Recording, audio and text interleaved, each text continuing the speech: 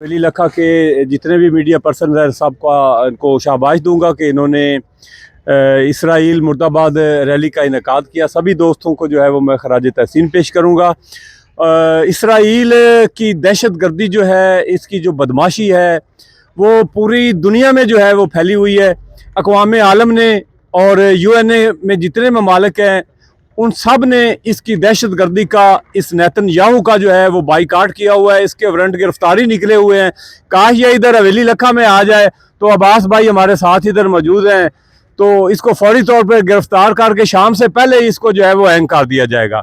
तो मैं इसकी जो दहशत गर्दी है, इसकी जो एट्रैसिटीज़ हैं, उनकी मैं सख्त अल्फाज में मजम्मत करता हूँ।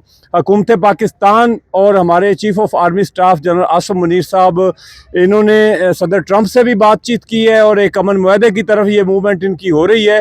तो हमारी ये डिमांड है कि जो मुआहदा अक़वाम आलम पाकिस्तान की, जो हमारी इत्तेहादी ममालिक हैं, मुसलमान ममालिक हैं, जो वो चाहते हैं उसके मुताबिक जो है वो अमल पैरा इस पर जो है होकर फ़लस्तीन को जो है वो आज़ादी दिलवाई जाए और गज़ा पर जो है वो मुस्लिम कंट्रीज़ का जो है वो कंट्रोल होना चाहिए और इनको ही आगे आना चाहिए। और इसराइली जो मुआहदों के बावजूद जो है वो फायरिंग का सिलसिला और शेलिंग का सिलसिला जारी है, वो भी बंद होना चाहिए।